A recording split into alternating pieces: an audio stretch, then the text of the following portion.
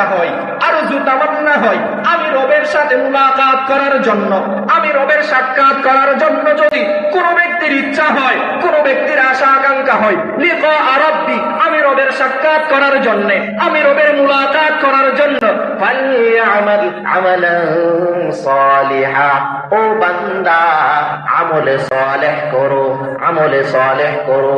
ফালইআমাল আমালান সালিহা আমাল সাইয়্যা নয়, আমলে সালেহ করো। ফালইআমাল আমালান সালিহা ভালো কাজ করো। ওয়ালা ইউশরিক বিইবাদাতি রাব্বিহি আহাদা আমি আল্লাহর সাথে কোনো বাদের বেটাকে শরীক করতে পারবে না।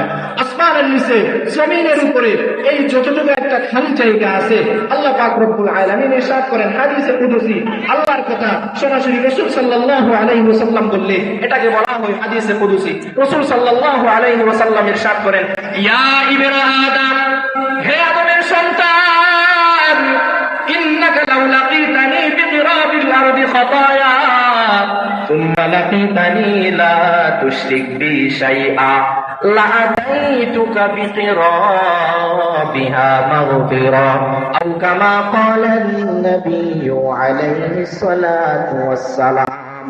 হে বান্দা, আসমানের নিচে জমিনের উপরে যতটুকু একটা প্লেস আছে, যতটুকু একটা খালি জায়গা আছে, এই খালি জায়গা পরিমাণ তোমরা যদি গুনাহ নিয়ে আমার দরবারে ফিরে আসো, তারপরে আমি তোমাদের গুনাহসমূহ ক্ষমা করিয়া দিব।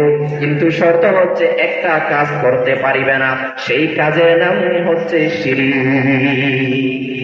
হযরত মুআয ইবনে জাবাল রাদিয়াল্লাহু তাআলা আনহুকে আল্লাহর নবী মুহাম্মদ আরবি সাল্লাল্লাহু আলাইহি ওয়াসাল্লাম 10টি কথার নসিহত করলেন, 10টি কথার নসিহত করলেন। তার মধ্যে সর্বপ্রথম কথা হচ্ছে আল্লাহর সাথে কাউকে শরীক করিও না।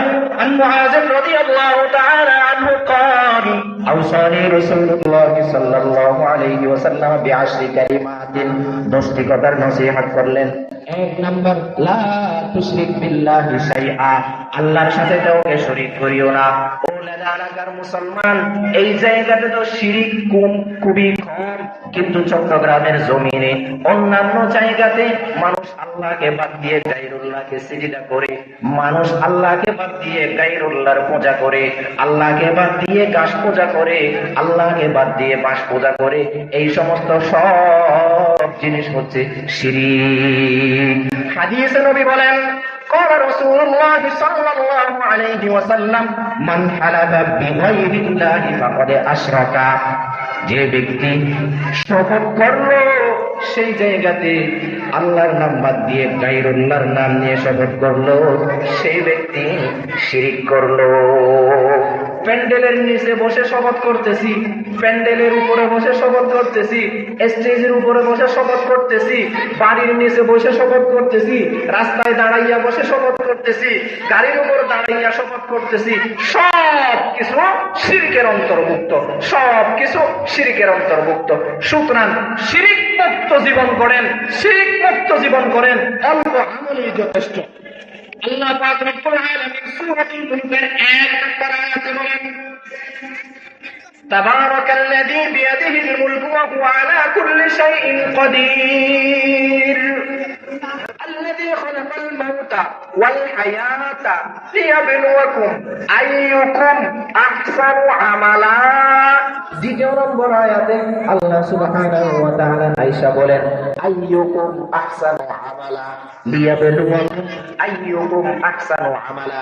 এই জায়গাতে আল্লাহ পাক রব্বুল আলামিন আকসারু আমালা বলেন নাই, আকসারু আমালা বলেন নাই, কে বেশি আমল করবে এটা বলেন নাই, আহসানু আমালা, আহসানু আমালা, কে সুন্দর আমল করে, কে উত্তম আমল করে, কে শিরক মুক্ত আমল করে, কে শিরক মুক্ত আমল করে, এইটাই হচ্ছে আল্লাহ সুবহানাহু ওয়া তাআলার দরবারে বেশি গ্রহণযোগ্য। শিরক মুক্ত আমল অল্প করলেই যথেষ্ট, শিরক যুক্ত আমল দুনিয়া ভরপুর করলেও আল্লাহর দরবারে যথেষ্ট নয়। যারা শিরক মুক্ত আমল করে, যারা শিরক মুক্ত আমল করে, যারা মুক্ত জীবন গড়ে, যারা শিরক মুক্ত নিজের জীবনকে পরিচালনা করে, নিজের রাষ্ট্রকে পরিচালনা করে, নিজের পরিবারকে পরিচালনা করে, নিজের সমাজকে পরিচালনা করে, তাদের মান সম্মান মান মর্যাদা আল্লাহ সুবহানাহু ওয়া তাআলার দরবারে আকাশ চুম্বি। তাদের জন্য তো বলেন যালিকা ফাজলুল্লাহ, যালিকা ফাজলুল্লাহ, যালিকা ফাজলুল্লাহ ইউতিহি মান ইয়াশা।